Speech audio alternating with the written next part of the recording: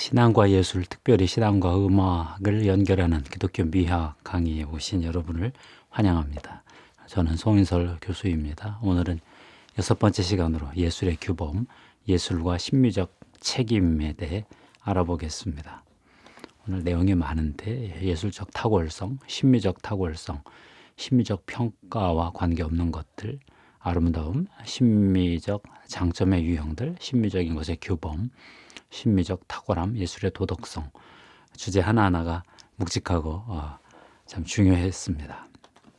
먼저 예술적 탁월성입니다. 예술품은 인간이 만든 물건이죠. 행위의 어떤 목적이자 도구다, 대상이자 도구다 그랬습니다. 좋은 물건은 물건을 만든 목적을 이루고 그 물건을 사용할 때 만족감을 준다, 이런 정의를 내렸습니다. 목적을 성취하고 만족감을 준다, 이렇게. 예술품도요, 그 예술품이 만들어진 목적을 만족시켜 줄 때 예술적으로 탁월한 것이다, 이렇게 분석 철학적 설명을 했습니다. 그 다음은 심미적, 미학적 탁월성이 뭐냐.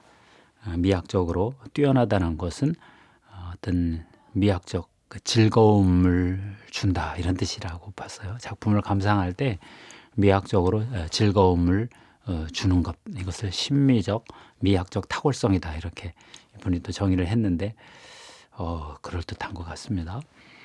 심미적, 미학적 평가를 내릴 때 이제 긍정적 평가는 아름답다고 느끼게 해주는 거고요. 부정적인 평가는 추하다고 느끼게 해주는 거겠죠.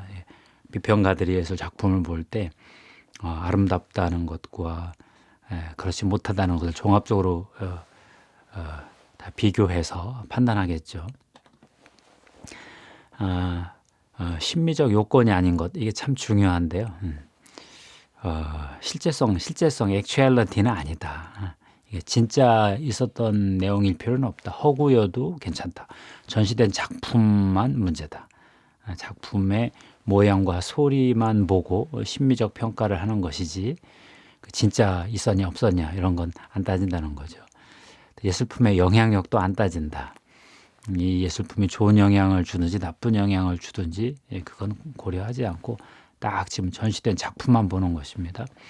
또 작품이 지금까지 만들어진 과정들, 그 어떤 조건들, 어떤 그 이전에 어떤 작품이 만들어진 창작의 어떤 그 상황들, 이런 걸 전혀 다루지 않습니다.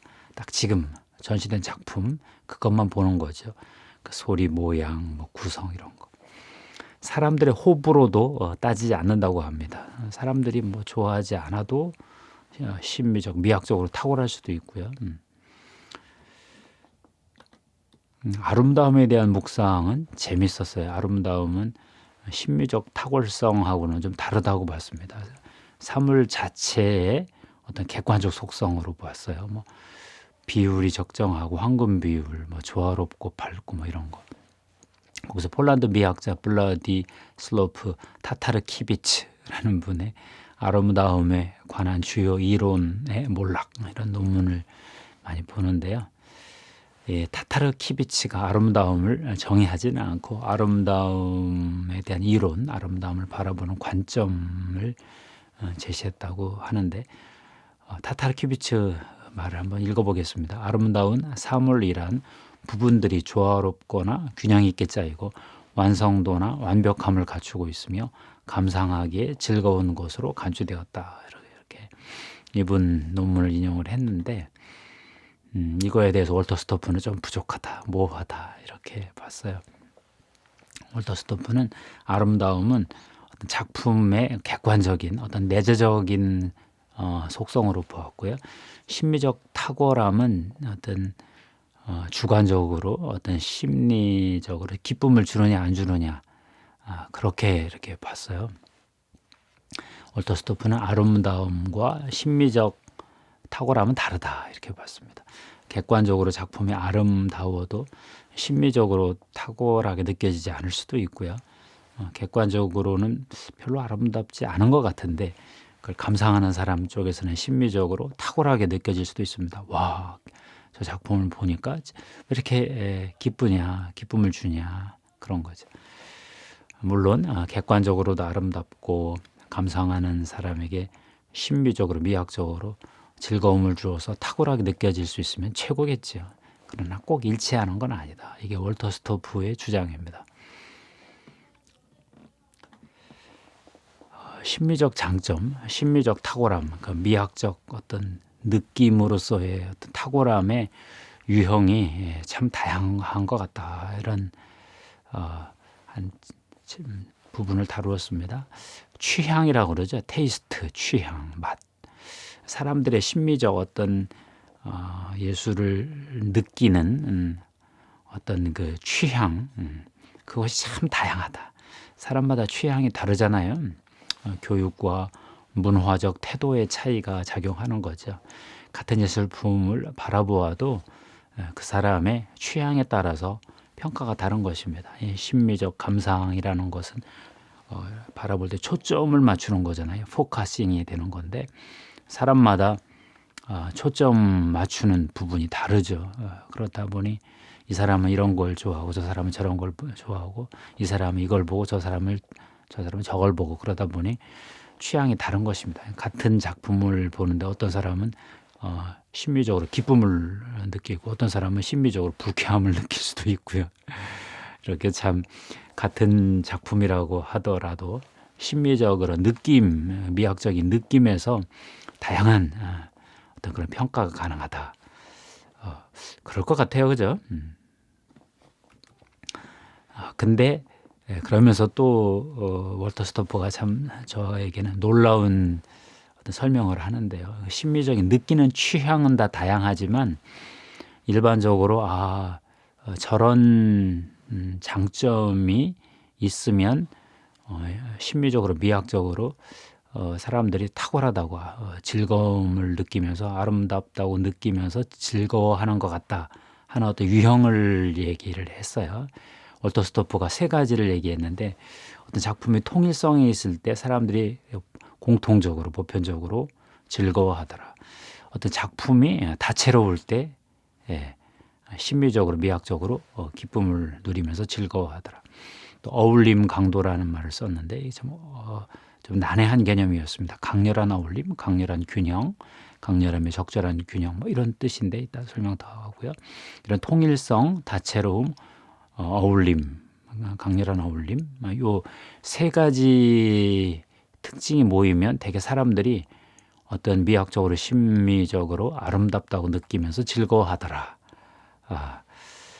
그런 엄청난 설명을 하는데 저는 이 부분이 굉장히 도움이 되더라고요. 통일성, 유니티 얘기해 볼게요. 한 작품이 양식이나 완성도에서 통일성을 갖춘 경우 이게 참 사람들이 보편적으로 아름답다고 느끼더라. 이런 설명입니다. 잘 조직이 되었는가, 형식적으로 완벽한가, 구조와 형식이 내적 논리가 탄탄한가, 딱 봐도 짜임새가 있고 이러면 사람들이 아름다움을 느낄 가능성이 많다는 거죠. 혼란하고 산만하면 사실 아름답다고 느끼기가 어렵겠죠. 두 번째가 다채로움인데요. 통일성이 있다고 하더라도 그냥 너무 단색적이고 그러면 사람들이 별로 흥미를 못 느끼는데 다채로운 멀티 컬러드니스, 내적으로 풍부하고 다채로움이 복합적일 때 다양한 부분들이 이렇게 서로 이렇게 있을 때 리듬이 풍부하고 가락과 음색이 어떤 멜로디하고 음색이 아주 다양할 때 사람들이 아름답다고 느끼는 것 같다. 그러니까 재밌죠? 통일성과 다채로움 서로 상반된데 서로 다른 두 가치가 같이 공존할 수가 있는 것이. 거기에 하나 더 넣었는데 어울림, 통일성, 다채로움, 어울림. 뭔가 좀 내부 연결되는 것 같죠. 뭔가 통일적인 구조를 갖추고 있으면서 그 안에 다채로운 다양성이 있는데 그것이 서로 어울린다. 어울림이라는 피팅니스 이번에 어떤 그 어울림을 예술가의 행위의 한 중요한 요소로 보았죠. 예를 들면 어울림이라는 게 뭐냐? 한두 개가 아니에요. 활력, 강함. 또 이거에 좀 반대되는 개념이 부드러움, 우아함, 섬세함, 해악. 이런 것들 서로 다른데 서로 이렇게 어울리면서 사람들에게 강렬한 인상을 주는 것.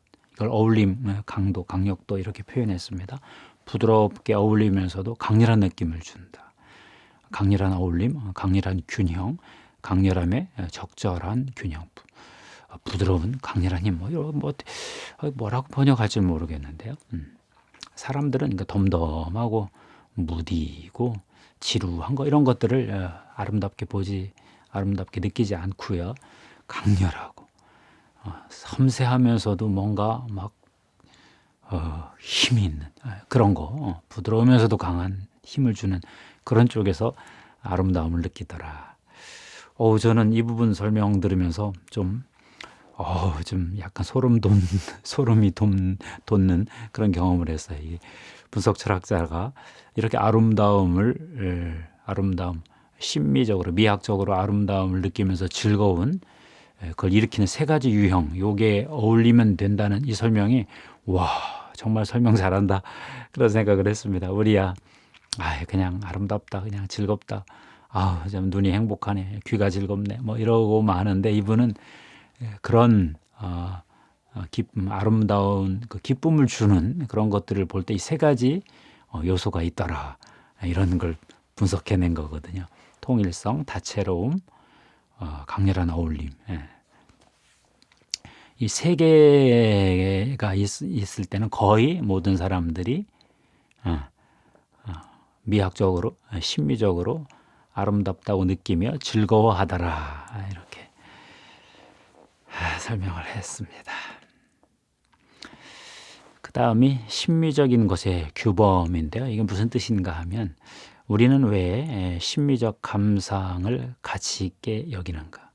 아름다운 것을 감상하는 것이 중요하다고 보는가? 왜 미학적 가치를 추구해야 하는가? 이런 뜻이죠. 뭐 추하게 살면 어때? 더럽게 살면 어때? 근데 왜 꼭 아름다운 것을 느끼는 것을 우리 인생의 중요한 한 차원으로 주장해야 되지? 뭐 이런 거예요. 이거에 대해서 올터스토프는 이런 대답을 내놓았습니다. 인간이 샬롬 안에서 기쁨을 누리도록 창조되었다. 샬롬이 뭐죠? 하나님과의 관계도 좋고, 사람과의 관계도 좋고, 사람과 자연과의 관계도 좋고, 내가 일을 할 때 노동 그것도 좋고, 사람들과의 관계도 좋고, 이런 여러 가지 관계 차원들이 다 평화롭고 평강스러워서 그냥 좋다, 샬롬, 평화로다 하는 거, 그런 거죠. 그 샬롬 중에 하나가 아름다움을 보면서 기뻐하는 것, 아름다운 것을 보면서 기뻐하는 것, 그것도 포함되어 있다, 이렇게 주장을 하네요. 이 타락한 세상에서 우리가 하나님 나라를 살아갈 때 추구해야 될 목표가 참 많죠. 정의, 평화, 친밀함, 교제, 뭐 이런 거. 그렇지만 미학적인 즐거움을 느끼는 것, 아름다운 것을 보면서 기뻐하는 것, 이것도 추구해야 될 중요한 가치 중에 하나다, 이렇게 주장을 했습니다. 우리 자신과 다른 사람에게 이렇게 아름다운 것을 보면서 즐거워하도록 즐거운 경험을 제공하는 것이 우리 예술가들의 책임 있는 행위이다, 이렇게 것입니다. 작품 안에 아까 세 가지 얘기했죠. 통일성, 다채로움, 그 강렬함의 적절한 균형, 세 가지를 보여주도록 잘 노력을 해서 그 작품을 보고 감상하는 사람이 즐거움을 누리도록 하는 것, 기뻐하게 하는 것, 이것이 예술가의 의무다. 내가 만든 미술 작품을 보면서 사람들이 즐거워하게 하고, 내가 연주한 음악을 듣고 사람들이 막 환하게 웃게 하고, 그죠? 내가 쓴 시와 소설 이런 것들을 사람들이 읽으면서 황홀하게 이렇게 기뻐하고, 이런 것이 큰 봉사라는 것입니다. 심미적 탁월함에 대해서 하나 더 종합적으로 이야기를 하는데요. 그 작품을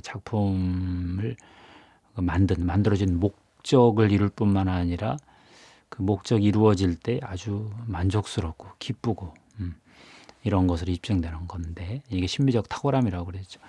찬송가 이야기를 해보면요. 찬송가는 예전 예배용이죠. 하나님께 예배드리기 위해서 찬송가를 쭉 만듭니다. 근데 그 찬송가 중에 어떤 건 미학적으로 심미적으로도 즐거움을 주는 찬송가가 있죠. 하나님을 찬양하는 그 목적도 이루지만 찬양을 하면서 아름답다 하는 기쁨도 부가적으로 거의 동반해서 줄 수 있다면 이게 심미적으로 탁월한 찬송가다 이렇게 말한다는 거죠. 예배의 목적도 이루지만 기쁨도 미학적 즐거움도 주는 것, 그게 좋은 찬송가다 이렇게 주장을 했습니다. 어떤 소수의 물건, 아주 예술 작품, 아주 전문 예술가가 만들어서 어떤 미학적 감상용으로 감상할 때 즐거움을 누리도록 된 어떤 전문가들의 엘리트 예술이 있죠. 순수 예술. 그렇지만 월터 스토프는 그런 아주 전문 순수 예술품 말고도 일반 물건들, 보통 우리가 생활에서 쓰는 어떤 공예적인 그런 물건에도 심미적 탁월함이 중요하다 이렇게 봤습니다. 그러니까 물건, 어떤 사용하는 물건 속에 어떤 심미적, 미학적 어떤 아름다움을 느끼게 해주는 요소들, 이런 것들은 사람들이 뭐 감상을 하든 안 하든 우리에게 영향력을 발휘합니다. 로마에 가면 이런 느낌이 들죠. 도처에 다 아름다운 예술품뿐만 아니라 그냥 생활용품 자체가 다 아름답습니다. 그래, 보고 있으면 즐겁고, 그러다 보니 명품의 고장이 된 거죠. 기쁨을 주어야 좋은 작품입니다. 기쁨을 줄 때 추한 물건이 기쁨을 줄 수도 있지만 아름다운 물건이 기쁨을 주는 것이 더 많죠. 그렇죠?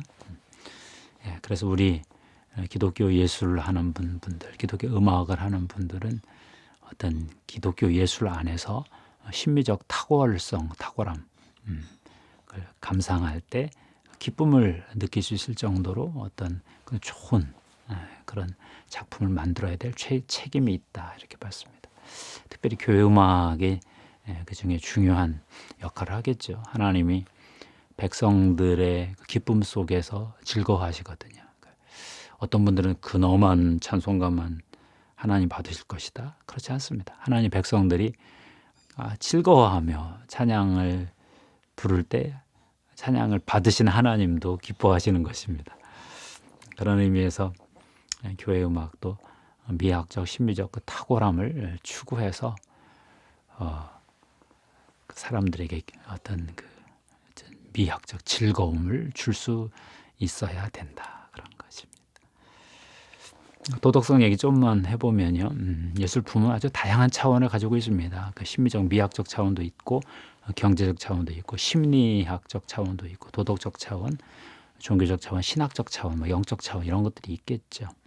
여러 차원들이 예술품에게 다 있는데 특별히 예술품은 일단 심미적 그 차원이 더 우선이라고 봐야 되겠죠. 진선미의 가치가 있는데 진리의 가치와 선의 가치가 아름다움을 결정하지는 않죠.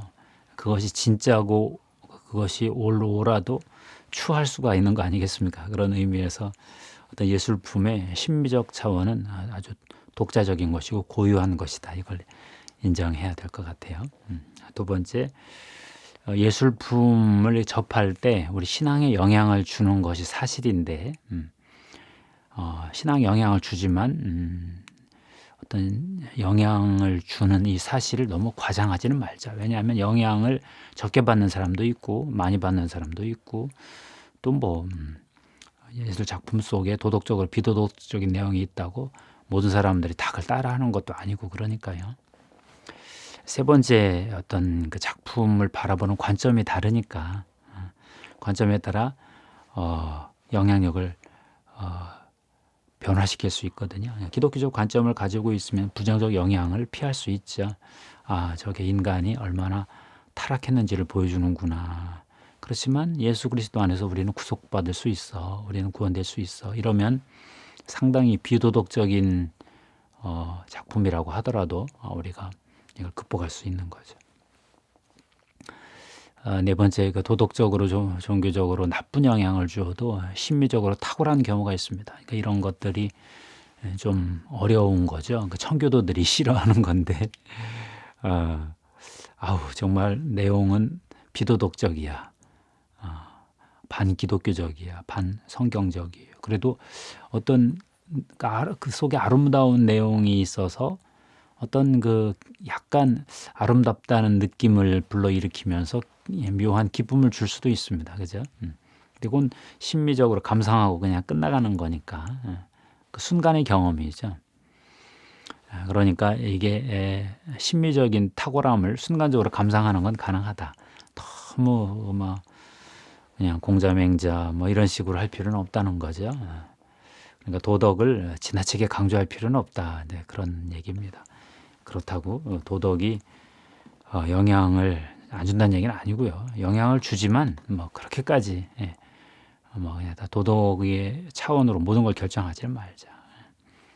그렇다고 하더라도 뭐 심미적 그 감상은 나의 즐거움이니까 이것이 혹시 다른 사람들에게 도덕적으로 아주 안 좋은 영향을 줄 것 같다 그러면 나의 어떤 즐거운 감상을 포기할 수도 있어야 되겠죠, 그죠? 오늘은 예술의 규범, 예술과 같은 심미적, 미학적 책임 이런 거에 대해 살펴보았습니다. 심미적 탁월함은 작품을 감상할 때 어떤 미학적으로 즐거움을 느끼게 해주는 것을 의미한다 그랬고요. 작품의 객관적인 아름다움하고 심미적으로 느끼는 어떤 즐거움은 다른 거다 이런 얘기도 했고요. 어떤 통일성, 다채로움, 어떤 강렬한 어울림 이 세 가지만 있으면 되게 사람들이 미학적으로 아름답다고 느끼면서 즐거워하더라 이런 분석 철학 얘기도 들어봤고요. 왜 우리가 신비적 가치를 추구해야 되는가? 하나님이 샬롬 속에서 인간의 기쁨을 누리며 살기를 원하기 때문에 우리가 예술가들이 그런 좋은 심미적 즐거움을 주는 작품을 만들어서 사람들을 기쁜 삶을 살 수 있도록 우리가 도울 수 있다. 그게 우리들의 의무고 임무다. 그랬습니다. 작품이 만든 목적이 있겠지만 그 목적을 이룰 때 어떤 미학적으로도 심미적으로도 즐거움을 느끼면서 기쁜 마음으로 사용한다면 훨씬 더 탁월한 거다. 그게 오늘 전체 강의에서 우리가 정리한 거였습니다. 알 듯 모를 듯 하지만 또 가만히 생각해 보면 또 충분히 또 이해가 되는 것 같아요. 감사합니다. 하나님께 영광 돌립니다.